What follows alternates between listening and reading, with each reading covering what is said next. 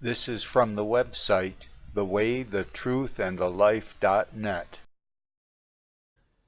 Hello, this is August 13th, 2014, and yesterday on the Michael Savage show there was discussion about some comedian, I guess, that committed suicide. Now, I've only watched movies of historic value and haven't had television for many years. And on the internet, I just go for information. I discourage BBC has advertising now, but I do quite well with Al Jazeera and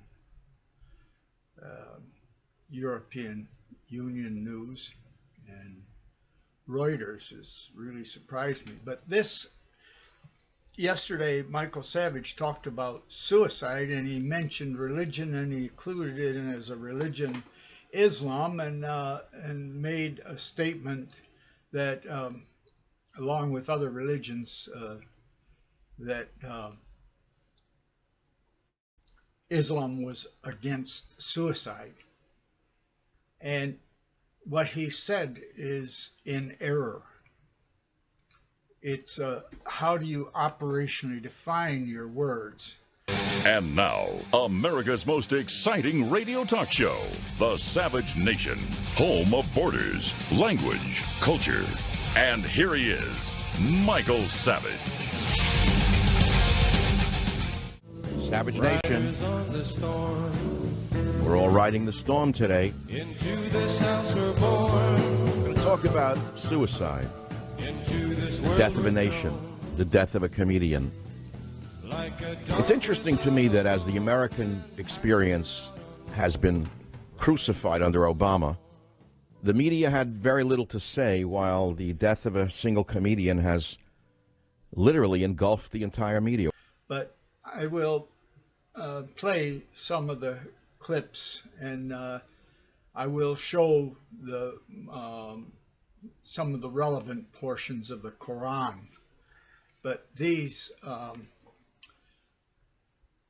people that are preparing their children to commit suicide, to kill others, in Islam is not regarded as suicide. It is a martyrdom for Allah, to go against the enemies of Allah. And this can be very confusing. The Jews were special people rescued by the Muslims when the Visigoths finally pushed the Muslims off. Now, the Visigoths came from the Goths, which had, around the Ukraine, had converted to home Christianity, but then their warlords got pride and could get recognition, worldly recognition from the worldly church, so they joined the Roman Catholic Church and all the privileges that came with it. But Spain had the Inquisition, which they were punishing the Jews who had been the enforcers for 700 years. Muslim ruled Spain because as a small minority, because the Jews were their rent collectors, their enforcers. The Jews were always valuable people in some intellectual sense, because their best young men were chosen to be best by their ability to memorize the Torah and other Judaic literature. Memorization built the process built a certain intellectual part of culture and possibly of intellect. The abstract thinking and all of the wonderful and stupid things like communism was in Russia and in general was a product of this abstract intellectual thinking, wanted to do a good job, make it a better world. They were rebellious against Orthodox Judaism, but they had all this memorization. But now there are many, like the Ukrainian farming Jews that converted to Christianity, the family love. That's a whole nother thing. So there's a number of issues here. I had just got through showing that Islam, I put a video on YouTube, my video before this one, showing that Islam functionally and by the Quran is a murder, suicide, child sacrificing cult. And those are not regarded as murder and suicide in Islam, because to die for Allah against the infidels is not considered suicide. It's an act of service to Allah that is rewarded. And that's the whole key. But let's go now and listen to Michael Savage and where he makes this error. Welcome to the Savage Nation. Yeah, I met him on dog walks many times. We're both dog lovers. His dog Lenny and my dog Teddy knew each other quite well, by the way. In fact, each day Teddy would mark Lenny's hedges, and each day Lenny would mark Teddy's hedges. And we met on these dog walks, and we would talk. We never talked politics because we were on the opposite ends of the political spectrum. He was a member in good standing of the liberal Rat Pack. But he was a nice guy. I mean, the fact of the matter is he was a nice guy, and he kept telling me for a year, he said, you know, you got to meet Mort Saul. You got to meet Mort Saul. Mort Saul wants to meet you. Because he heard that I liked Mort Saul. I said, well, Mort Saul was really the godfather of talk radio, in that when he went on stage in the 50s with that newspaper wearing a sweater, and I was a kid, I said, who is this guy? What kind of comedy is this? Stream of consciousness. Anyway, they were good friends, Robin Williams and Mort Saul, and he kept saying, Mort Saul wants to meet you, blah, blah, blah. So he introduced us, and I took Mort Saul to dinner up to the chalet, and we had a nice night. Mort was over 90. He had suffered a stroke. He was a very interesting man. It was an interesting thing for me because I'd first seen him so long before that. But getting back to Robin Williams, I can't say I knew him. The fact of the matter is, we never talked politics. We talked dogs. And he was a funny guy, genuinely funny. He was able to put his politics aside. I was able to put my politics aside. And we met around the hedge where the dogs both... He said it was, what do you call the hedge? He called my hedge the message board for dogs in the neighborhood. But let's stop turning him into a saint. Can I tell you what I really think about this?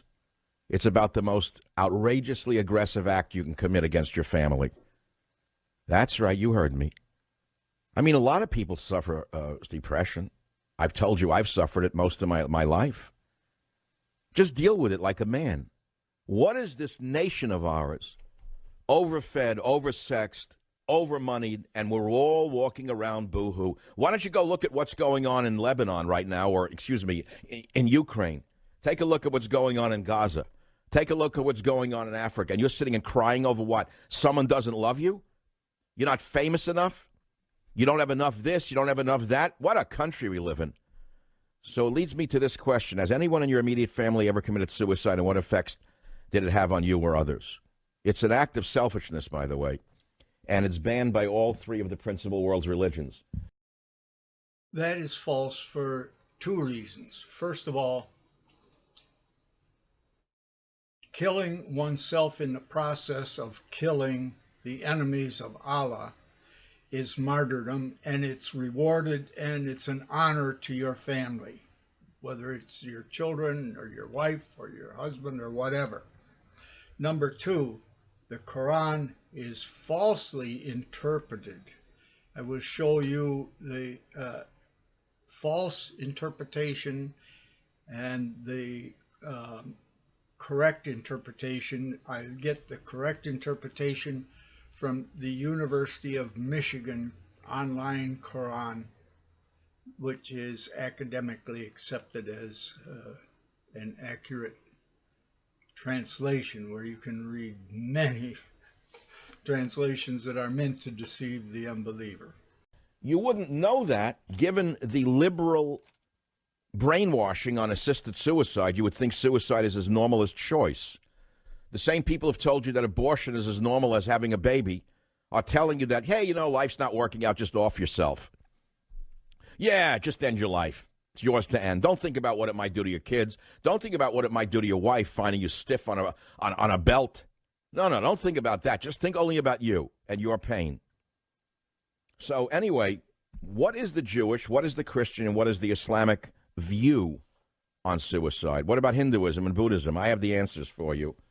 And you're going to be shocked to learn that in Islam, as with other Abrahamic religions, suicide is one of the greatest sins and utterly detrimental to one's spiritual journey.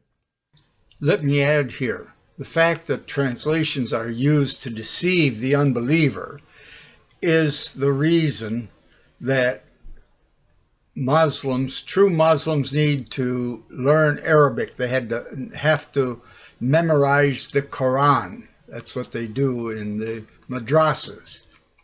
And another point here, too, is the surahs, that's the chapter, books in the Quran, are mixed up in order.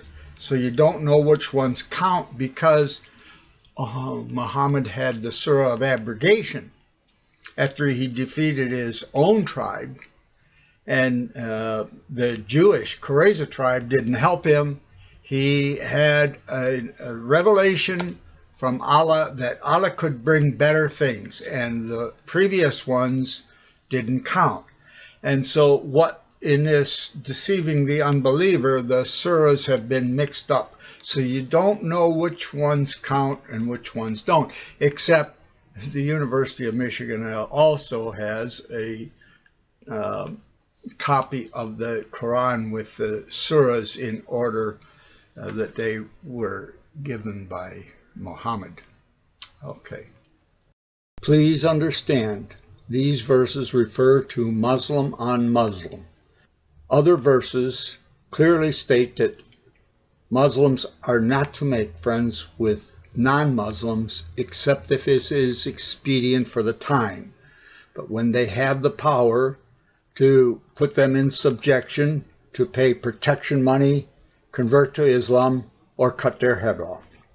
False Quran translation, Quran chapter 4 Surah Nisa verses 29 to 30-29. O ye who believe, eat not up your property among yourselves in vanities, but let there be amongst you traffic and trade by mutual good will, nor kill yourselves, for verily Allah hath been to you most merciful. 30. If any do that in rancor and injustice, soon shall we cast them into the fire, and easy it is for Allah. Now for the University of Michigan.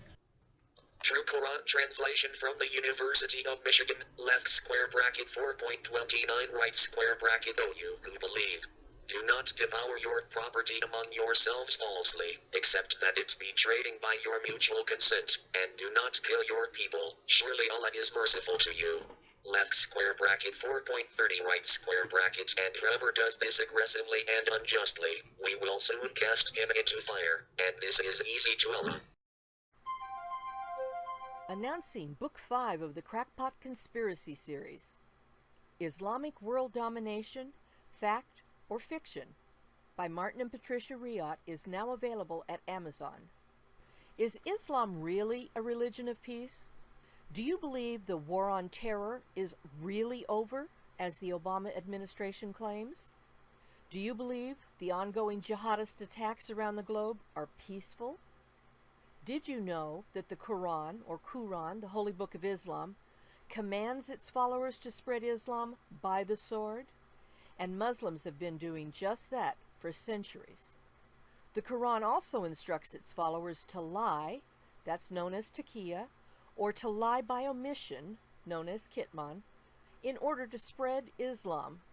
But one of the biggest lies is that Islam is a religion of peace.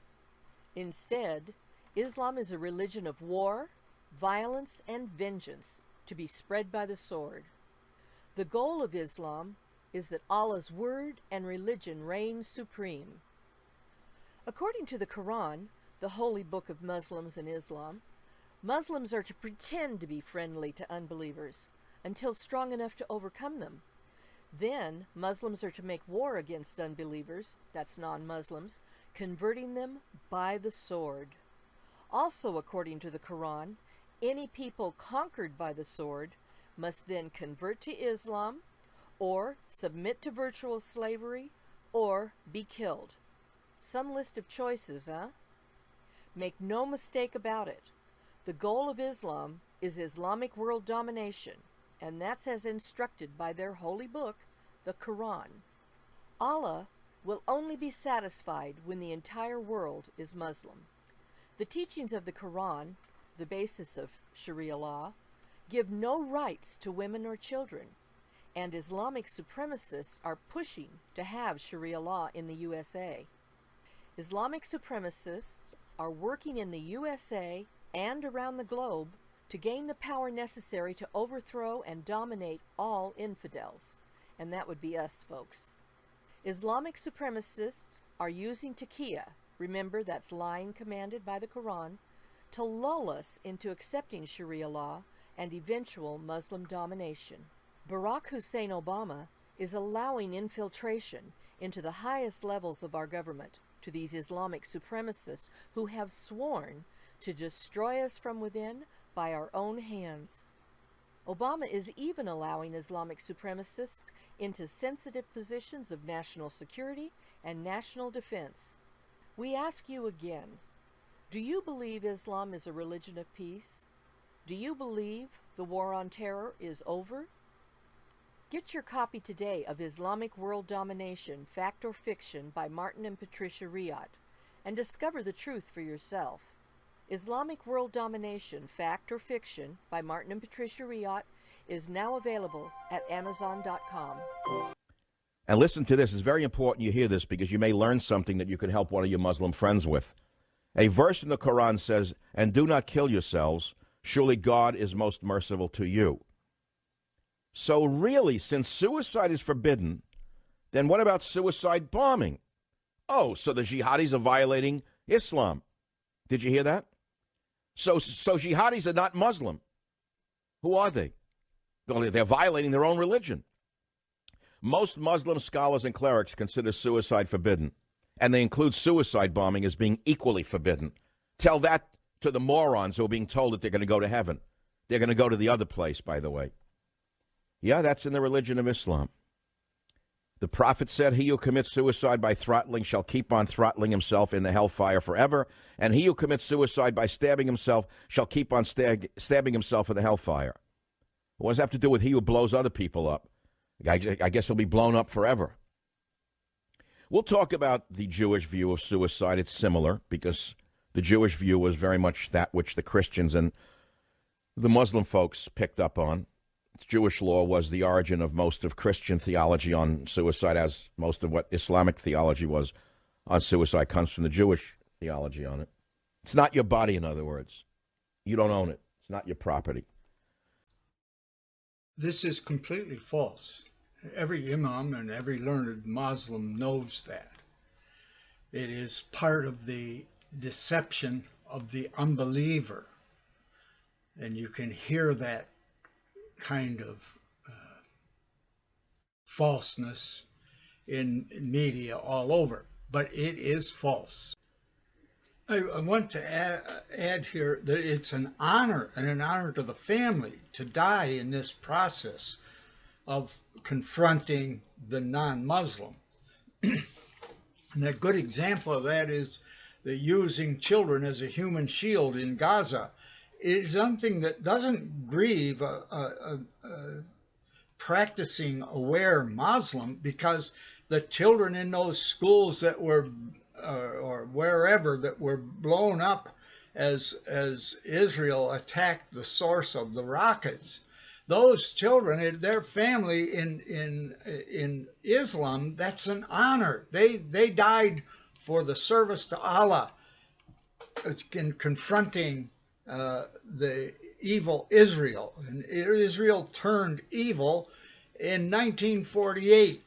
Before that, there was something like 500,000 Jews in Turkey alone, and many in North Africa. They had been rescued back in 1492 from Spain, where they had been the Muslim enforcers that the Christians had to give up children, virgin daughters, so many every year for the harems, and their churches were destroyed and mosques replaced them and so forth. But the enforcers were the Jews. They were in good standing in Turkey, in North Africa, until this evil against Islam of creating a Jewish state where it used to exist. But and now almost all the Jews have left Turkey, and they're being persecuted there. But it wasn't like that before. So this comes and goes depending on the situation. But in the Quran, it is true. It says Jews are apes and pigs. Muhammad turned with a contempt for the Jews when he fought his own Arab tribe, and the Jewish tribe, the Qurayza tribe, didn't help him. So he changed then. He stopped praying towards Jerusalem and had the Surah of Abrogation. But let's get back to it now. It's the Savage Nation. We're talking about what everyone's talking about, not the 500 Yazidis buried alive by your Islamic friends who were told to convert to Islam or face death. No, we're talking about the death of a nice comedian. And as you know, America has its priorities in the right place. Even the president took time out from his vacation to comment on the death of Robin Williams. Ukraine, Gaza, Iraq, St. Louis, Libya, it's all the same to him. So we're talking about suicide because I consider it an act of aggression towards your family. And unless you understand where I'm coming from, you'll misinterpret what I'm saying. There's multiple sides to everyone. Some is the public side, which we all see, and some is the inner side, which we shouldn't see, myself included. I come as close to all of it as you're ever going to see. But the fact of the matter is, there was a side to Robin Williams that you rarely hear, and here's one where he blasted Sarah Palin. Listen to this one. And if you want comedy, there is always Sarah Palin. God bless. She is wonderful. Sarah is a self-opening piñata. She is a gift. How did they find her? Was it Project Running Mate? Is that how they got her? Did Ronald Reagan have a kid with Vanna White and drop it off in Alaska? And it was raised by wolves, and that's why she hunts them? You're not my dad, you're not my dad. And she says amazing things like, I know about Russia because I can see it from my backyard. You have supervision, number one. Okay, so that's easy, because it's easy to do Sarah Palin bashing when your audience is all stoners who think you're so smart and Republicans are so stupid and they're so clever. But when have you recently or ever heard a comedian lambasting, for example, Hillary Clinton or one of the other icons like Dianne Feinstein or Barbara Boxer? Like, I heard the White Rhino was on the loose, but I didn't know it was running for office. What if a comedian did that about Hillary Clinton? I heard the White Rhino was on the loose, but I didn't know it was running for office. I think that would be really picked up by the Tonight Show, don't you? Just loved by, I think Spielberg would be knocking at the door for that one. So you have to understand that fame in this country is directly tied to your political orientation. Unless you're in the liberal mafia, you ain't going nowhere, bro. You understand how that works? Oh, in Miami, sorry. Police seek communities' help in rabbi's murder. He's wearing a black outfit, white beard with a Bible. They say it's not a hate crime. And they won't identify the young man who killed him. It's not a hate crime. It was a love crime. The rabbi was killed out of love, not out of hate. That's not a story, though. I mean, is one death equal to another? Looting under the guise of civil rights? Where are those 300 or 3,000 missing girls in Africa that were stolen by the Islamic murderers? Where are the Christian girls that were stolen that our First Lady said, hashtag find the girls? Where are they? They forgot that story already in Martha's Vineyard. It's not making the rounds anymore. So look, you got to keep things in perspective. I do. And we're talking about suicide. And you should too. And I'll tell you why I'm doing it. It's very important you listen to me and hear me out. Because with the liberal psychosis that's raging through this society, where they're telling you that assisted suicide is a perfectly natural choice if you're unhappy, right now in the Netherlands, they're letting children as young as 11 years old kill themselves. I think I'm making it up, right? This is the land of the insane. The Netherlands have become totally disconnected from their Christian roots. So now, if an 11-year-old is unhappy, he can kill himself with the assistance of a doctor, no less. So in other words, if you hear that assisted suicide is perfectly normal, well, hey, you're not happy, hang yourself. You're not happy, shoot yourself. Don't think about your wife and children. Don't think about anybody. Think only about you and your unhappiness. Now you understand where I'm coming from or not? I have degrees in mathematics, physics, a master's education, and had a minor in computer science. But in 1985, there was a hearing on this electroshock. It would not be legal except it was in use before the laws came into effect, so it's classified as experimental hazardous.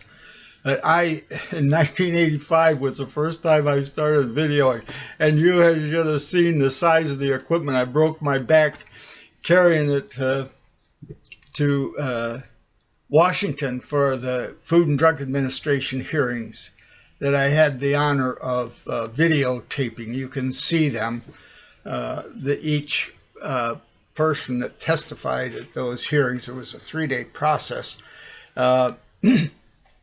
I had to break their testimony into 2 videos for YouTube. At that time, I was limited to 15 minutes. But you can see that whole conference, and then the 2011 conference, they tried to make electroconvulsive therapy reclassified from experimental hazardous, and they failed again, thanks be to the truth. But as a physicist, I testified how much equivalent to dropping a baby from on top of the building, the trauma to the head. I want to show you a little skit, and then I want to talk about the money incentive. I have a skit on, or a little video on showing even Fox News advertising and promoting electroshock treatment. Of course, one of the largest owners of Fox News is a prince that gives hundreds of thousands of dollars to suicide bombers, families. The suicide bombers gone to Allah. The fact of the matter is both Jewish, Christian, and Islamic and Hinduism, it's unacceptable in all of the religions. Buddhism, Hinduism, Islamic, Christian, Jewish, all religious views on suicide are the same. It's condemned. There's not a religion that accepts it except the false religion of humanism. As I've already shown, that is completely false. One of the big things here is many surahs don't count. Muhammad had the surah of abrogation when the Jewish Qurayza tribe would not help him, and they beheaded over 600 males. But he had this surah of abrogation that the older surahs don't count. Allah can bring something better. But then the surahs are all mixed up. Surahs are chapters, like chapters in books in a Bible. I said chapters, I should have said books. At any rate, they're all mixed up. So the non-initiated don't know this, and the nice surahs talking about Jesus, who was just another prophet inferior to Muhammad in the Quran, who ate mud birds and they flew away, In that same book, Jesus murdered 2 of his playmates. That's the infancy gospel of Thomas, but that's another distraction. At any rate, there's so many things here. Let's look at what Michael Savage had to say. Suicides are frowned upon by the Jewish religion. And do you know that suicides are buried in a separate part of a Jewish cemetery? Christians, according to the theology of the Roman Catholic Church, suicide is a sin which violates the commandment, thou shalt not kill. In Islam, as with other Abrahamic traditions, suicide is one of the greatest sins and is detrimental to a Muslim spiritual journey. So jihadis are violating Islam by committing suicide. By the way, tell that to the jihadis out there. In Hinduism, suicide is spiritually unacceptable. It's considered a violation of the code of nonviolence, and therefore equally sinful as murdering another. What about Buddhism? They don't believe in it either. It's seen as a negative act. If someone commits suicide in Buddhism in anger, he may be reborn in a sorrowful realm due to negative final thoughts. We're not condemning the individual. We're not casting negative aspersions on a suicide. I'm telling you that there's not a religion on earth that accepts suicide as the path. The purpose of this video is to make it clear that Islam and the Quran operationally define suicide as a foolish wasting of your life, which dying to kill others, whether it's you or training your children to die to kill others who are viewed as the enemies, is not suicide. It is an honor. You're rewarded in this life if you're the family, and the one who commits the murder-suicide gets honored to go to Allah and has their shortcomings forgiven, that they can have all the glory of being with Allah. So operationally, they do not define suicide the same way. What Michael Savage is saying is an error.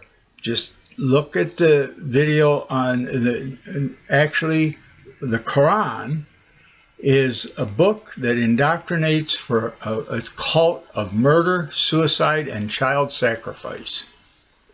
Look at the video I posted on this and see the examples of kindergartners proud that their mother is a Shahid or whatever they call it. How many Jews did she kill? 5. Just look around. And the main point I'm trying to make is think about what effect it has on your wife, your children, if you're a man, or the other way around. Think about the effects on your children.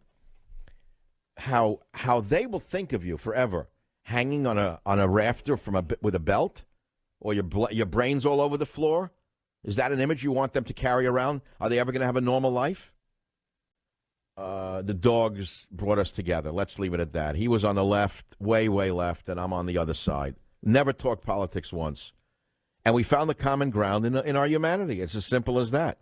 And I did notice how gaunt he looked over the last few months, shockingly so. And I say, therefore, look into the side effects of rehab. When I come back, I want to talk about how the medical establishment helped kill Ernest Hemingway right here on the Savage Nation. And there was a great artist, Jim Morrison. He broke through to the other side. He killed himself. How'd that work out? Welcome back to the Savage Nation. 54 minutes after the hour, we're talking about what effects a family member's suicide had on you. We're talking about the aggression of this type of situation. Look at the top of the Drudge Report. If you haven't heard it yet, I mean, you all heard it by now. Robin Williams hung himself, found with belt on neck, tried to slash wrists, had serious money troubles, worried about faltering career. And we've forgotten all about the murder on the planet because of the death of one comedian. The murder that has been unleashed because of the power vacuum created by Barack Hussein Obama, who knows very well how to crush his political opponents domestically and knows zilch about the world because he's always been a ward politician and a community organizer. So he's a super duper destroyer of political enemies domestic. and a real pussycat when it comes to the real murderers around the world. Well, we don't want to know about that. We want to talk about Robin Williams, that's all. It's a safe place to go right now to revel in this sadness. I guess that's what people are doing. And we're talking about rehab, the risks of rehab. I didn't even get to what my opinion is on Hemingway, what happened to him after he went to the Mayo Clinic. I'll tell you about that and the shock therapy and what happened. He tried to walk into the propellers of an airplane after he came out of the Mayo Clinic because he couldn't think anymore, couldn't write anymore, didn't want to live. Eventually shot his brains out. And now guess who's advertising electroshock treatment? Fox News. Pay attention. This has a $2,500 for about 5-minute treatment, and you need a series of 10 and then follow-ups. We're talking $25,000 for an individual, and then the follow-up $50,000 a year. And the experts claim, the psychiatrists claim, there's 1 million people in America that need this treatment. 1 million times 50,000. That's $5 billion a year if they get their way. And that's why they can advertise on Fox News. They got a lot of money. But it's an experimental hazardous procedure that would never pass the law. It was grandfathered in as experimental hazardous, and it's still that. So pay attention to this. In the Middle Ages, mentally ill patients were imprisoned in asylums rather than treated. By the 19th century, English asylums used a rotating device which spun the patients around at high speeds. It was meant to calm the nerves. And hot irons were also used to bring these patients to their senses. Today, we all know that these are ridiculous treatments. But one therapy, often thought as barbaric, is making a comeback. Now doctors and patients are trying to stifle the stigma attached to what was called electroshock therapy. This is the January 2011 Food and Drug Administration hearings where I gave testimony.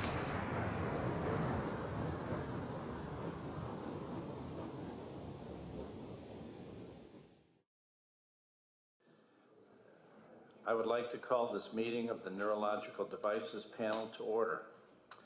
I am Dr. Thomas G. Brodt, the chairperson of this panel. I am a neurologist who specializes in stroke, and also am director of research at Mayo Clinic in Florida. Donald Johnson. I thank you for this opportunity. Forgive me my emotion. I was here with the FDA in 1985 and testified. Then later on that year, the National Institute of Health, National Institute of Mental Health had a 2-day consensus conference on electroconvulsive therapy. Now, I don't have a memory. I don't know. It's because I argued with a psychiatrist and he dumped me in the locked ward and shocked me 5 times. I became violent. I tore my nails off grabbing onto the door. And he said after 5 times, he says, oh, sometimes they don't help people. The way I got in there was arguing with him. I had trouble with headaches. I've learned since then it's because I was deprived of coffee. I had a drunken acting first sergeant that had confined me to quarters. And he got away with it. And I had headaches and I complained. So I'm psychiatrically labeled. But I became a physics teacher and I have degrees in mathematics and physics for carborundum research, and I decided to go teach in physics. I would ask any of these professionals here for the physics. You know, they say physics is an example.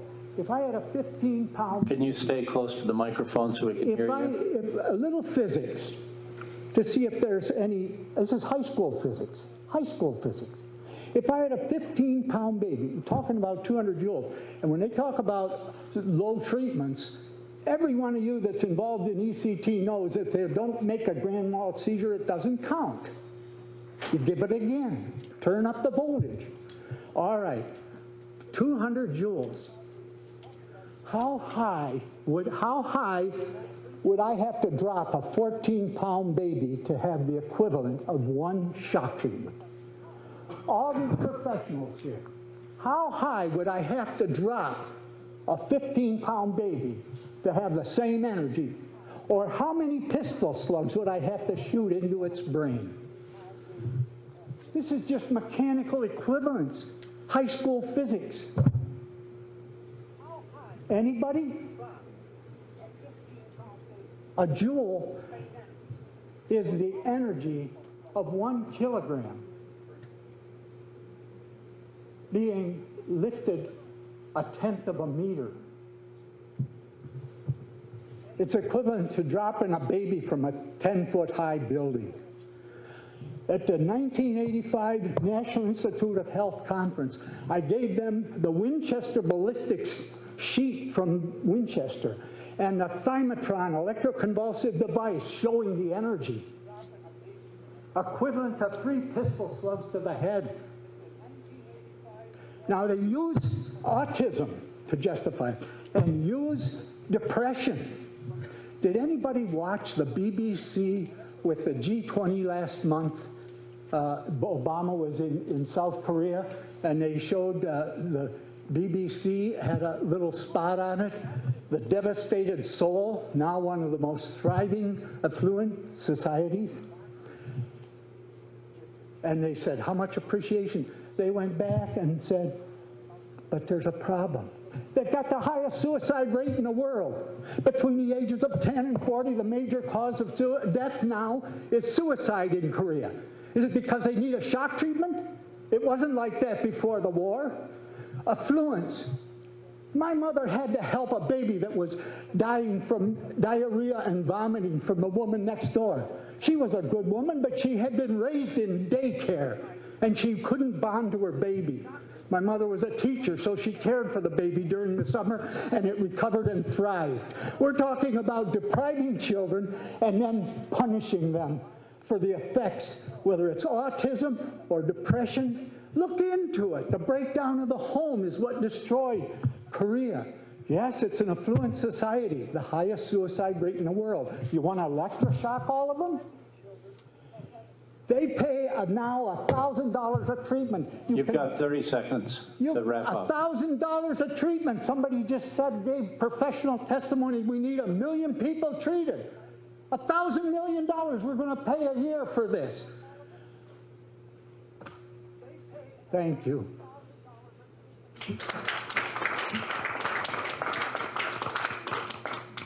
This is May 21, 2011. I'm finally getting to post this video. I'm in southern Russia with Olga babysitting granddaughter Darina, and glad to have the opportunity to get this together and post it. I will use it both on YouTube posting and use it as part of my thesis on awareness in the website thewaythetruthandthelife.net. Thank you. Ну давай спой, она туда тоже ответит тебе. Did you notice the cost just like 4 years ago? 3 years ago, $1,000 a treatment. Now it's $2,500. No wonder they're pushing it, and Fox News is trying to help them. There's money behind it. $2,500 one treatment, and it's at least 10 in the series. It's $25,000. And then follow-up after that. Got to keep coming in for 5-minute treatment. It costs $2,500 now. Next, I have my testimony from 1985. I had gone during Easter vacation. As a teacher, I had that off. And I went to the FDA hearings, Food and Drug Administration in Washington. And I was so frustrated to hear the nonsense and false testimony and nobody knowing what they're talking about, that it was 1985, when you had video equipment then, I actually ended up hurting myself carrying. I bought the video equipment to go, and I videotaped the 1985 conference that they had later on. That was during the testing period, and it just happened the days that school was over with, and there was a week before I had the final exams for physics. So I was free that weekend to go down, and I videotaped the 1985 National Institute of Health, National Institute of Mental Health Consensus Conference. I'll show you that the quality from that time isn't that good, but please pay attention. There's good information there. I'm going to take a minute now to pass through the information screens on this 1985 National Institute of Health hearing. You can stop frame if you want to read some of the details presented.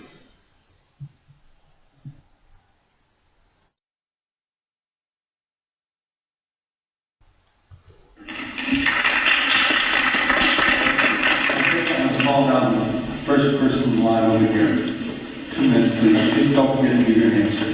Thank you, I'm Ron Johnson. And I'd like to, first of all, this is probably more interesting people in the audience rather than the panel, a few textbook facts that nerve cells don't grow after early childhood. We have a set number, and we do increase in brain mass. It's interesting that Piaget in his theory of cognitive learning showed logical stages, and then Epstein and others here at the National Institute of Health showed that the brain growth as a function of time up to 21 was in stages of roughly correlated with the cognitive development that Piaget found in the brain. But the brain mass increase after early childhood is not due to more brain cells, it's due to the axonal and dendrite growth, increased synaptic junction network. So if we're talking about giving electroshock treatment, we're talking about applying somewhere in this 400 volts across this network. And as far as counting cells, we're not talking about cells here. The electrical transmitters are the axons and dendrites across the synaptic junctions, rather small circuits.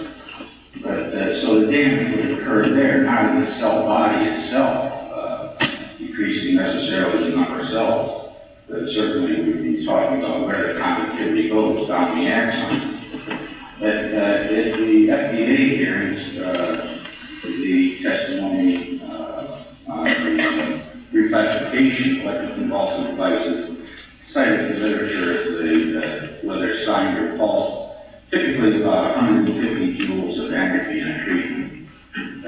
With the new Thinotron electroconvulsive device, if you check out at 400 volts, maximum 0.9 amps, and 320-some millisecond pulses. Could you finish up your question, your remarks? Yeah, I would like somebody to tell me. I'm a teacher as well as a physicist, and I brought a kilogram with me. Teachers like to demonstrate. Now, this is a kilogram. It's 2.2 pounds, heavier than a hand I used to hit an amp. That I wonder if possibly, like Dr. Stein could tell me how high I would have to drop this kilogram from in order to have it hit the ground with 150 joules of energy.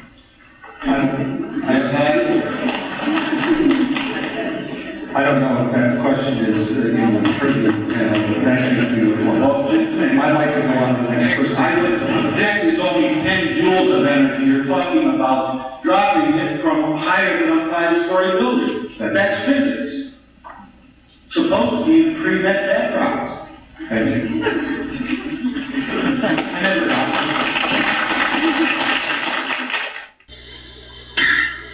All right, out with your gun. Out with your gun. In this next clip, I gave the panel the Thymatron electroshock specifications and the specifications from Winchester on their pistol ballistics. We'll do the common part about that, and we'll possibly do that there. Final speech will be done here in the Dr. Rose accepted 2 pieces of literature for reference to the whole, and I can make copies available for the panel.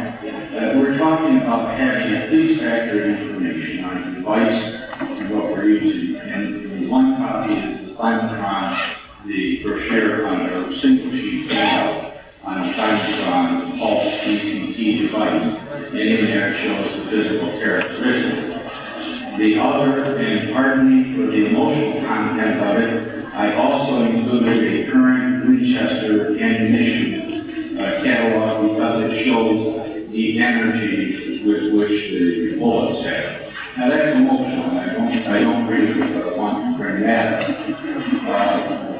But running this machine at its maximum brings 201 joules of energy. That is 148 foot-pounds. If you're interested in actually understanding like truth and lending what they're talking about, 1 joule is 0.07376 foot-pounds. But what this means is this device, when operated at its maximum capacity, will lift a 1 pound weight 148.7 feet. The energy contained in that is equivalent to 3 25 caliber pistol slugs. Now that's almost instantaneous entering the brain. This takes a half a second. Now that is just pure factual data.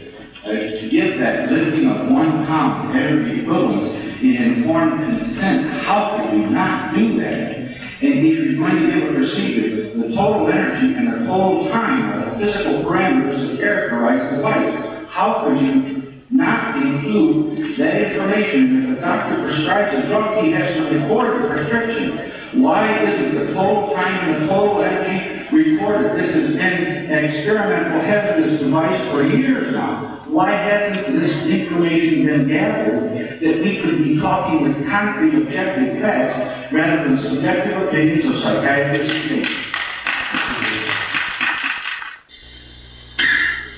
All right, out with your gun. 10 to 30% that which is delivered with medical devices design and ceremony devices and post-surgery. No, so I'm saying I'm sure there's current effect and it's there. I think the reason Well, they're not dropping it. How high would the energy put into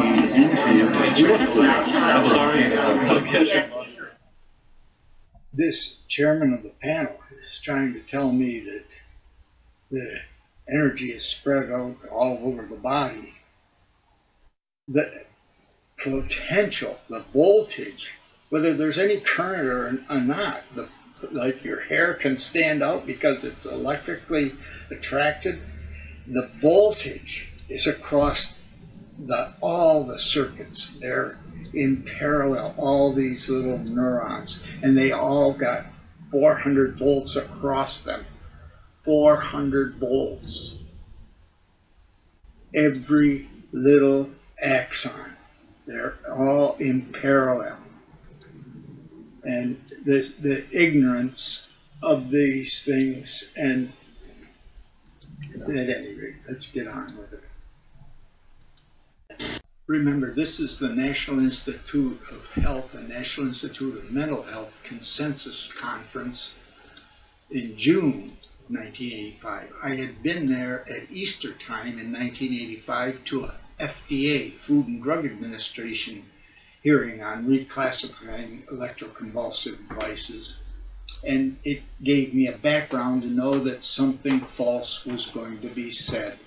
And knew the next statement was false because I witnessed their testimony at the Food and Drug Administration hearings at Easter time. They were not naive, they were biased. Were solicited expressly because of their lack of a established opinion and on ECT, their lack of being and having done research themselves and having, quote, staked out where they're coming from. The group came with an open mind, trying to assess what the risks and benefits were for ECT. We spent a good deal of time talking about a balance of risk to benefit ratio. I think that is documented in our report. I might get thrown out, but that statement is not true. I'm looking at a panel member that was at the FDA hearing on electroconvulsive devices. His opinion is well known to everybody. How can you say that? I'd like to give a personal anecdote. Understand, this is a national press conference at the end of the 2-day conference. And watch what happens, it gets closed down. These pieces of 100-watt light bulbs opposed to the neurons. That's your question. It is not a fair question because everyone focuses on the joules delivered by the machine, and a very small proportion of those joules actually get into the central. Well, I was asking specifically, or end up being actually applied to the neurons. How many joules end up actually being applied to the neurons of the brain, as compared to the surface of a 100-watt light bulb? If you look at the joules that enter the central nervous system, probably 2 or 3 joules over billions and billions and billions of neurons. And when you divide that out and look at the amount of joules, you get a very low level of stimulation. I would like to say I gave this panel information on Thymatron, electroconvulsive devices, that maxes out at over 200 joules. That's over 148 foot-pounds. It means that the total maximum possible energy delivered to the skin, head, and brain would lift a pound weight 148 feet in the air. Now, how much of that goes through the neuron is a different question. Dr. Weiner, do you know how many, what watts would be in a light bulb to you? If you had a 100-watt bulb, it would barely flicker at all, probably not at all, with the kind of intensity he's talking about, actually, that would reach the central nervous. 15-watt bulb would flicker. The data that I gave to them this morning, it comes out in a half a second. It's 360 watts. I want to thank you for your time and your patience. Could I please actually do that? I want to ask something about memory loss. Is it cumulative with the more treatment the patient has? I never imagined I'd shut down a national press conference with all the national networks there. Once the reporter started getting factual information, the press conference was closed. Next, one of the panel members was an ex-physics teacher and could explain something to a reporter. I couldn't ask questions on that. But then you divide that by, for the 2 weeks I gave the brain. Okay, 100-watt light bulb. You're wiring here. Don't, please. I like my wiring. Good. A lot of joules per second. 100-watt light bulb gets 100 joules per second to light it up. Yeah, that's good. Yes, high school physics. Everybody's physics, right? Right. And what's your name, sir? I'm George Murray. I used to be a physics teacher. Oh, yes, I am right now. I get back to give my students their final thing. Doesn't this cast a black eye on the rehab community? I mean, the man just came back from some clinic in Wisconsin. I mean, what was the treatment they gave him that he knocked himself off 3 weeks later? So I want to present this. 2 things. On the electroshock, and I'm so sad to see it, that they would bring this falseness and parade it and give it an audience, give it an audience. Both the Islam is peaceful and electroshock is good for you. Okay, let's get on with it. I'll show you. Welcome, Qasim. Thank you for having me back, Lauren. How are you? Notice this greeting. It's like this man is part of the team. Well, it's great to have you back. And before we get to the Muslim Mandela, explain your book, because the title itself is very provocative, and so I would like you to explain, more about what your book is about. Sure. The Wrong Kind of Muslim is a book I wrote that tells the untold story of persecution of religious minorities in Pakistan. and discusses how Christian minorities, Ahmadi Muslim minorities, Shia minorities are fighting back against Taliban extremism and how they're winning. This is a lie to those who are aware of the Quran, and an ignorance to those who have been deceived. There are nice verses in the Quran, but they don't count. I will give this background in a little bit. And what we can do around the world to unite in that campaign for tolerance and peace. All right, well, thank you very much. I wanted to... What he's saying to Muslims that believe in the Quran is, look, I'm opening the door for you to immigrate to non-Muslim countries. What he's saying to non-Muslims is, oh, we're peaceful people, we're going to come and join you and we're going to work together. That because it's a very interesting book. Now let's get to the Muslim Mandela, the Muslim equivalent of a Mandela. And who is this man? This man is His Holiness Mirza Masroor Ahmad, the Khalifa of Islam and head of the worldwide Ahmadiyya Muslim community.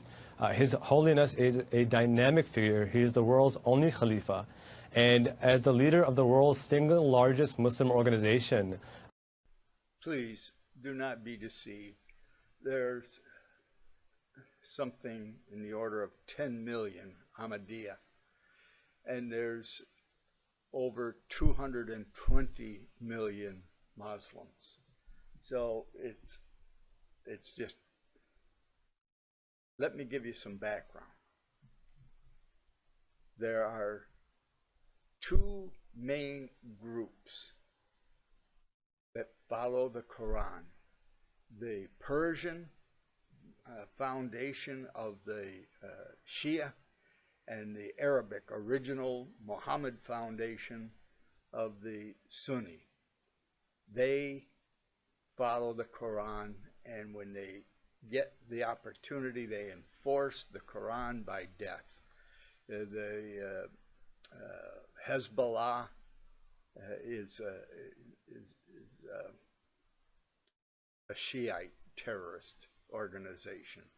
There are so many Sunni terrorist organizations, and yes, they are in conflict with one another because they profess their own leadership of Islam, so they're in conflict. And it got heated up in Pakistan. By the way, the Sunni Muslims have bombed over 80 Shiite mosques since 9/11.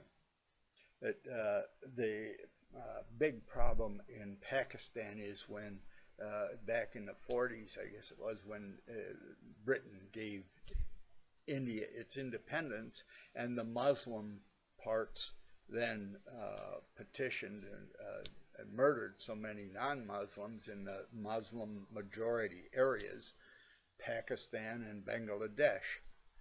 But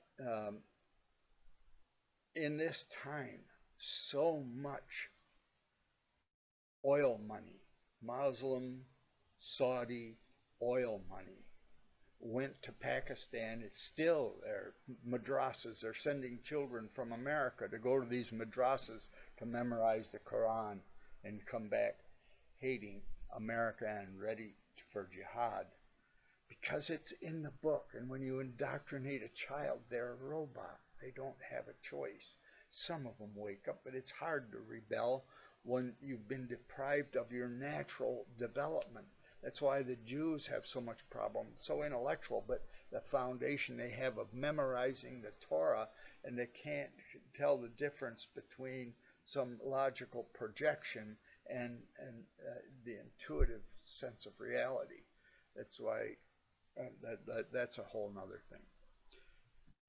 Whenever the Muslims don't have a majority, they teach that it's okay to deceive the unbeliever. That's open the doors. I'll give you some information on that later. We are established in over 200 countries worldwide. He has advocated for well over a decade for universal freedom of conscience, for separation of mosque and state, for a removal of clerics from Muslim majority governments to have equal justice and equal opportunity for all people, regardless of their faith. He has condemned the persecution of Christians in Muslim majority countries, and he's advocated that rather than spreading Islam through any kind of force or compulsion, to only do so through dialogue, through service to humanity. And as a result, he has helped create over 600 secular educational institutions worldwide. Now understand, for true Muslims that follow Muhammad and the Quran, this is fine. It's fine to deceive the unbeliever. They're opening doors that Muslims can move in. And you don't have to worry. The Quran and the indoctrination of the Quran will bring the true Islam to life when they have enough population. And they do it by when they get enough population to bring Sharia law and enforce, threaten, and murder the peaceful Muslims and bring true Islam. But I'll show you the source of this about lying. The question, are Muslims permitted to lie, is yes, and I will have the verses of the Quran that give guidelines about this read to you. The Quran 16:106, establishes that there are circumstances that can compel a Muslim to tell a lie. Quran 3:28, this verse tells Muslims not to take those outside the faith as friends, unless it is to guard themselves. Quran 9:3, Allah and His Messenger are free from liability to the idolaters, the dissolution of oaths with the pagans who remained at Mecca following its capture. They did nothing wrong, but were evicted anyway. Quran 40:28, a man is introduced as a believer, but one who must hide his faith among those who are not believers. Quran 2:225, Allah will not call you to account for thoughtlessness in your oaths, but for the intention in your hearts. The context of this remark is marriage, which explains why Sharia allows spouses to lie to each other for the greater good. Quran 66:2, Allah has already ordained for you, O men, the dissolution of your oaths. Quran 3:54, and they, the disbelievers, schemed, and Allah schemed against them, and Allah is the best of schemers. The Arabic word used here for scheme, or plot, is makara, which literally means deceit. If Allah is deceitful toward unbelievers, then there is little basis for denying that Muslims are allowed to do the same. See also 8:30 and 10:21. Taken collectively, these verses are interpreted to mean that there are circumstances when a Muslim may be compelled to deceive others for a greater purpose. To provide for those who don't have access to education, he helps fund countless hospitals. And in America, very close to home, he inspired the Muslims for Life blood drive. Now, this is an annual blood drive we run every year that has garnered over 30,000 blood donations in the last 3 years alone, and is done specifically to honor 9/11 victims. This is this man, His Holiness, about who I wrote about. Why don't we hear more about him? It seems like he is quite busy in the world and doing a lot of good, but yet we don't hear much about him. Why is that? Well, for starters, thank you for the opportunity to speak about him. In fact, he has been all over the world. He has spoken before British Parliament, before European Parliament. In fact, in 2012, he spoke before Congress. And the members of Congress passed or introduced a bipartisan resolution recognizing him as a man of peace. And what's really remarkable about His Holiness is that he is not only a much revered figure among millions of Muslims worldwide, but he is a peacemaker. This is a preposterous truth. This man is teaching and deceiving world leaders all over. The Quran teaches to deceive until you have the power to terrorize and convert or kill the non-believers. That's where the 140 million deaths in Hindustan came around 900 to 1100. They murdered the unbelievers by the millions until enough of the Hindu warrior class rose up with the realization, before India was completely taken over, and the warrior class started exterminating Muslims. So they came to a fatwa, an agreement with the Hindus. We're not going to execute you. You can have your faith. Of course, they do keep executing. Look what's going on in Kashmir, and Pakistan used to be largely Hindu, Buddhist, and Christian. It's a joke. And in Pakistani occupied Kashmir, they're all been murdered, all Hindus and Christians and Shiites. But that's another thing. Look at how they've deceived the world leaders. The Quran teaches to do this, and what suckers our world leaders are. Listen to this. I wish to say finally, as I've said many times before, that this is not a war with Islam. It angers me, as it angers the vast majority of Muslims, to hear bin Laden and his associates described as Islamic terrorists. They are terrorists, pure and simple. Islam is a peaceful and tolerant religion, and the acts of these people are wholly contrary to the teachings of the Quran. I find it hard to believe that this man is this ignorant of the Quran and of Islam after all the experience that the British had with India and the terror and murder and beheadings in the Islamic parts of India, and the way they murdered and made separate areas wherever it was majority Muslim, Pakistan and Bangladesh, and the murdering is still going on. I also want to speak tonight directly to Muslims throughout the world. We respect your faith. It's practiced freely by many millions of Americans, and by millions more in countries that America counts as friends. Its teachings are good and peaceful, and those who commit evil in the name of Allah blaspheme the name of Allah. I don't know whether that's ignorance or purposed deceit, but read the Quran and look at reality. The Quran is Allah's word through Muhammad, and the purpose is to gain world domination through bringing submission through terrorism and killing the unbeliever. And that's what's been going on.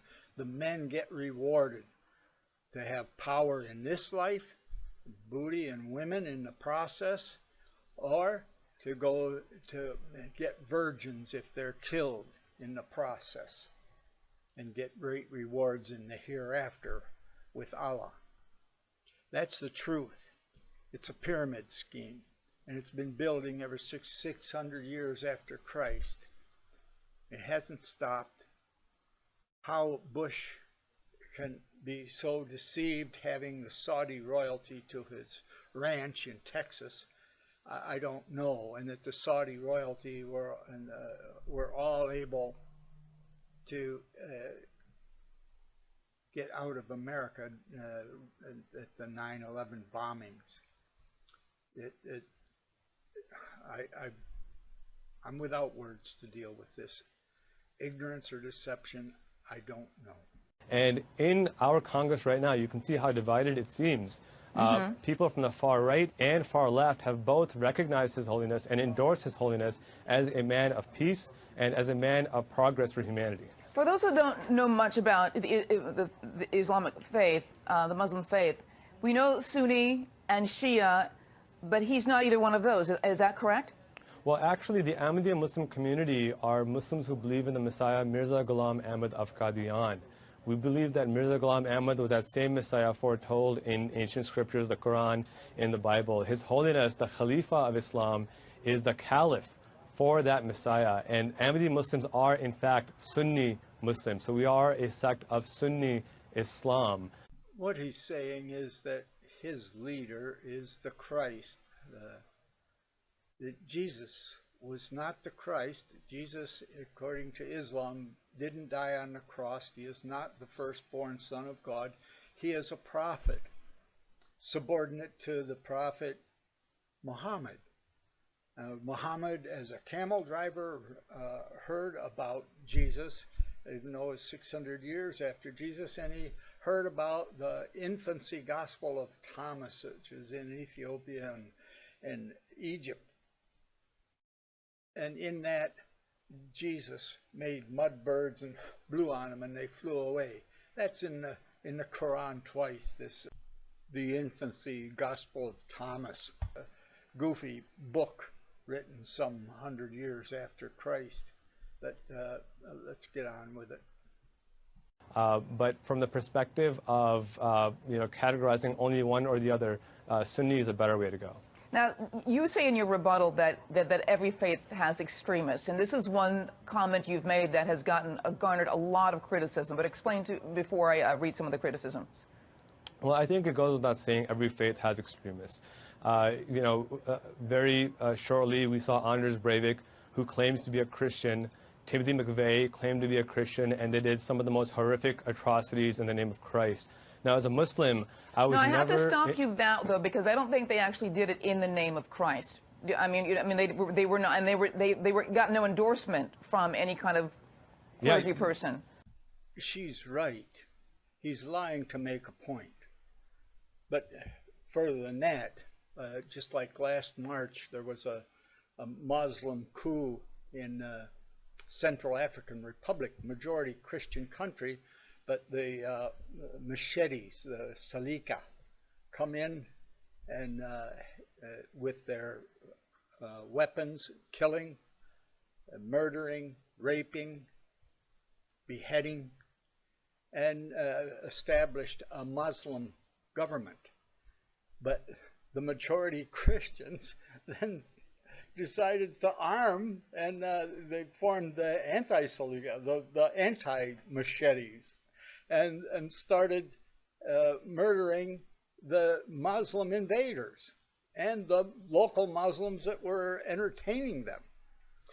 So then France got involved to save the Muslims. The Muslims were being killed.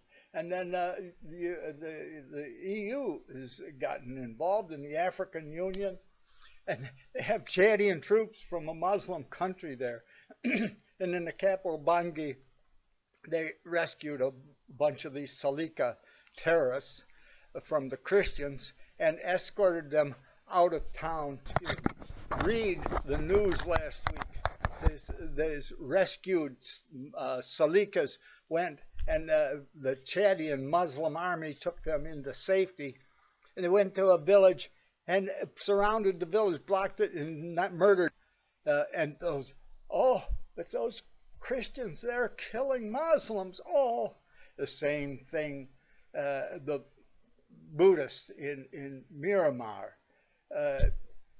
Here, an innocent Buddhist monk riding on the back of a motorcycle, just for example, gets ripped off and taken to a mosque and mutilated physically, his parts cut out.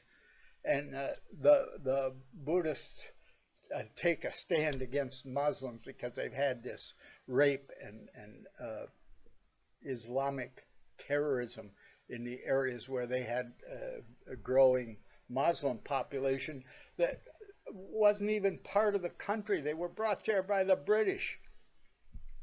All bad Buddhists. They're killing Muslims. Oh, there's many nice Muslims that don't go by the Quran, but they're the first ones to be terrorized, like in the Caucasus. You don't want to be a peaceful imam in the Caucasus. You don't want to be a peaceful imam in Nigeria. It's just killed. Nigeria, Boko Haram killed a peace-preaching imam and his wife while she was holding the baby in the car, and killed the baby too, because they're preaching peace to Muslims. It's okay to preach it to the unbeliever to make it safe for Muslims to come. And the true Quranic Muslims let the peaceful Muslims go ahead and make a road for them so they can drive in, and then they bring their terror to the peaceful Muslims. just look at what's happening in Pakistan. What he's saying isn't true. They're killing Christians, but it's not just Islam. The same thing happens in India with the upper caste. The lower caste that are just cleaning toilets want to get out of it, and many of them convert to Christian, and they're murdered for changing their caste. Let's get back to Fox News and the funny smell that's come up. Our top story tonight, my weekend. And why it took me an hour and 15 minutes to get a cup of coffee and a bagel on Sunday morning. I'll tell you why. Dueling protests this Sunday near Ground Zero. Supporters and opponents of the project are both staging rallies today. Of course, there was a crowd shouting at a random Ground Zero construction worker who happened to be walking by wearing a skull cap. Emotions were high, but why was everyone so suspicious? Where is the money coming from? Where are they going to get the $100 million from? We're following the money trail. Where is this money coming from? This guy has questionable ties. Here's the one that we should all really worry about. Where's Iran in this? Yeah, it's a little Muslim guilt by association game. Last week we called it 6 Degrees of People Who Don't Eat Bacon. And I held up a card of people showing that you could use the same logic to actually link Fox News with dangerous Saudi money, since the largest News Corp shareholder outside of the Murdoch family is the Saudi prince Al-Walid bin Talal. It's a stupid and childish game I was playing. I was not suggesting that Fox News being in business with bin Talal was actually sinister. I was just using their same reasoning to attack Imam Ralph. But this morning,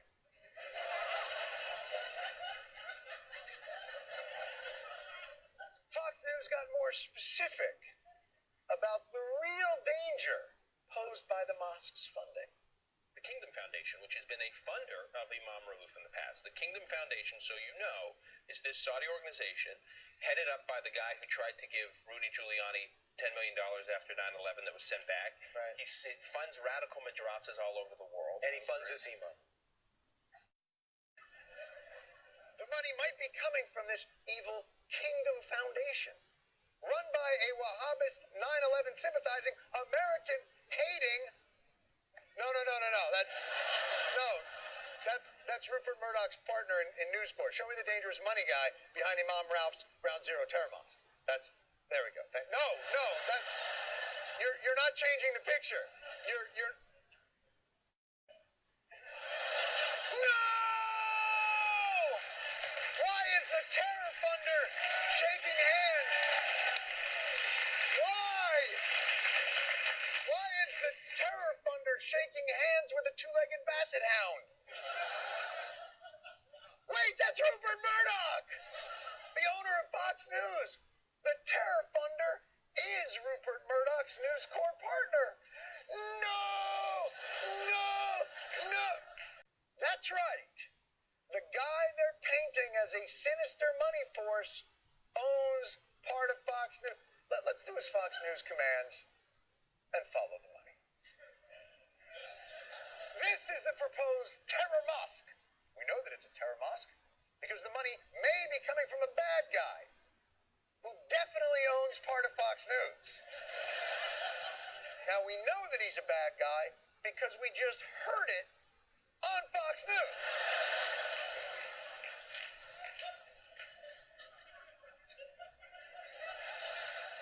And by hearing it on Fox News, watching Fox News, I'm increasing their viewership. And their advertising rates go up.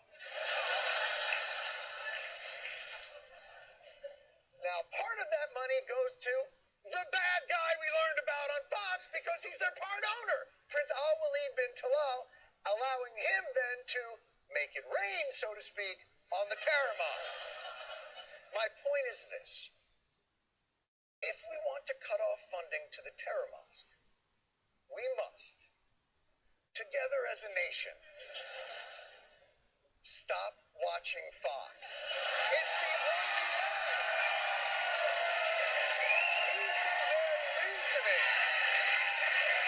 It's the only way to to cut off the revenue stream to these bad dudes. Now here's the most curious part about this entire report. The Kingdom Foundation, so you know, is this Saudi organization headed up by the guy who tried to give Rudy Giuliani $10 million after 9/11 that was sent back. Right. He funds radical madrasas all over the world. And he funds his imam. Fox tells us the terrible thing about this Kingdom Foundation is where they fund it. It's a very bad guy. But they never mentioned this fella's name. And they never showed this fella's picture. And they certainly never mentioned that the fellow they're talking about is part owner of their company. Did the gang at Fox and Friends genuinely not know the head of the Kingdom Foundation's name and the fact that he is one of their part owners? Or were they purposely covering it up because it did not help their fear-driven narrative? For more, we're joined by senior media analyst John Oliver and Wyatt Cenac. Thank you, gentlemen, for joining us.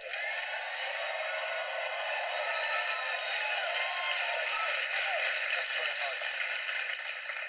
John, do you know what? I'm going to go with they didn't know. Remember, things are hectic on the morning show, plus Gretchen isn't there and she's the only one who knows how to use Google. Also, it was probably a Hooters Freedom Monday. I just think at the end of the day, they didn't know. So you're... Exactly. I'm with stupid. All right. Wyatt.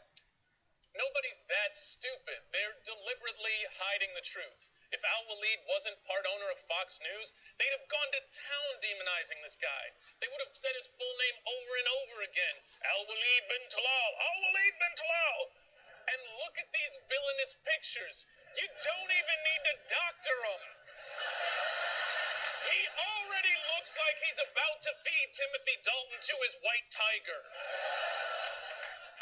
Fox wants to allude to Al-Walid, but doesn't want viewers looking the guy up and learning about their own ties to him. But then, Wyatt, why mention this guy at all? Why get into the money trail of this cultural center if it leads right back to Fox? I'll take this one. Because they're stupid, John. Staggeringly, achingly, almost inspiringly stupid. Look, let's look at the evidence here. China is not too far away, and it's a great big country that it needs a whole bunch of stuff. When I first saw this logo, I wasn't really thinking this, but upon further review, perhaps I should have been. And that is, if you look at the Nuclear Security Summit logo, what does that have in common with all those other flags there? I just wanted to see how much of an insult it was to be called an ignoramus. Since I didn't know what it meant, I just Googled it. For all of you out there who don't know what ignoramus is, like it can't be good. It's an ignorant lawyer. Let's break that down. She didn't know what ignoramus meant, so she looked it up, and she still got it wrong. John, even if they did know Al-Walid's ties to News Corp, the odds of getting them to mention it on the program would be random at best. You do know they don't even have a teleprompter at Fox News. It's just a man jangling his keys above the camera. Look, I'll give you kill meat and Doocy, but do you know who Dan Senor and Dana Perino used to work for? George W. Bush. And do you know who George W. Bush used to hang with? Prince Al-Walid bin Talal. Bum, bum, bum. That's some evil. It's a level of knowing obfuscation that can only come from having a heart of pure evil. Guys, this is obviously a very polarizing debate. There's lots of contradictory evidence. Is there a chance there is perhaps a third, less explosive explanation? Something else? Oh, no, absolutely not. Absolutely not, John. These are the only two possible explanations, because if they're not as stupid as I believe them to be, they are really evil. And if they're not as evil as I think they are stupid. Yeah. We're talking potatoes with mouths. Oh, yeah. Not even potatoes, White. A potato can still power a digital clock. So. Oh, that's a good point. That's a really good point. Rocks. Yeah. You're talking about rocks with mouths. Yeah. Okay. Well, I'm glad you two can come to some agreement. Thank you very much. John Oliver, Wyatt Cenac. We'll be right back. Then after the breakup of the Soviet Union, which in large part was the Americans and the Saudi Arabians building the Afghanistani Muslims, giving them handheld rockets to shoot down Russian airplanes with 100 soldiers in them. That, along with the torture of soldiers and the soldiers being taken slave, they still get soldiers back in Russia that are find deprived of being locked in cellars and what have you and made used as slaves. It's true. Look into it. But at any rate, after the breakup of the Soviet Union, Kosovo had the Kosovo Liberation Army. And they had Muslims from Russia, from Afghanistan, from Saudi Arabia. Take a look at. I want to warn you, these pictures are gruesome, and I'll have the captions read to you. Criminals with heads of served victims in their hands. Picture 1. This photograph was seized from Saudi Arabian fighters captured in Prani near Teslik, Bosnia. A Muslim soldier displays the severed head of Blagoj Blagojevic, a Serb from the village of Jasenovo near Teslik. Picture 2. The Albanian in the middle is Sadik Chaflaj, a member of the clan from the Deccan area. The young man to his left is his son Velan Chaflaj, born in April 1981 in the village of Prilip, municipality of Deccan. He has an ANMIC identity card and is now a member of the Kosovo Protection Corps with the rank of lieutenant. He works in the inspector's office in Pek. ANMIC has taken disciplinary measures against him on 2 occasions. After cross-checking, our reporters were led to the assumption that the visible human head on the right is the head of Bojan Vinkovic, born in Nis in 1972. Picture 3. The severed heads of 3 Serbs, identified as Blagoj Blagojevic, Nenad Vinkovic, and Brana Jurk, beheaded by Muslim fighters. This picture was seized from Saudi Arabian soldiers captured near Teslik in Bosnia. Clinton invited Serbian President Milosevic to Dayton, Ohio, and then betrayed him and had NATO bomb and destroy the Serbian army so the Muslims could take over the Serbian homeland and destroy hundreds of churches. Could that be why he has received so many millions of dollars from Muslims?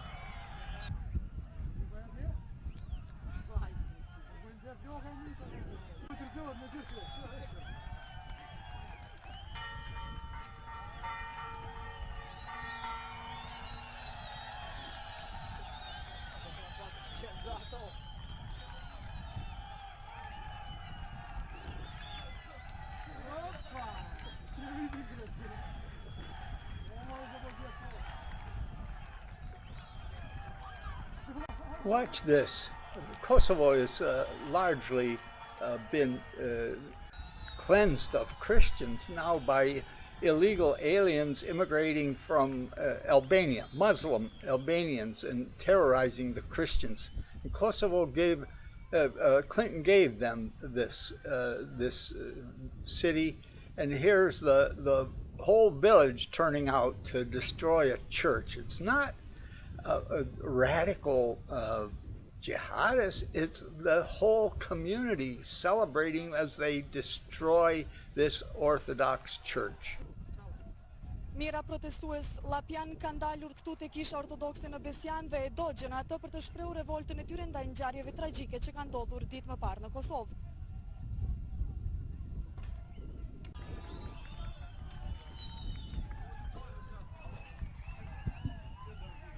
Well, that's it, folks. On one side, the Islamo-fascists with children being raised healthy enough to be indoctrinated with the Quran for murders and suicide to bring world domination. And on the other side, women's liberation and homosexual liberation, gay marriage, the breakdown of the home, children being raised in daycare with a rubber plug stuck in their mouth instead of their mother's loving breast. Autism gone from 1 in 2,000 to 1 in 40 for boys. Shock treatment, drugs, alcohol.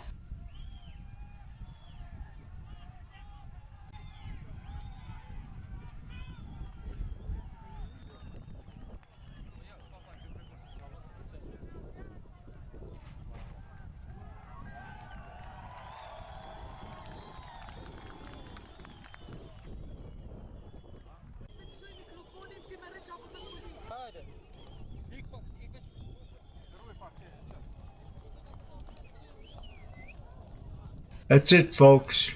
We better wake up.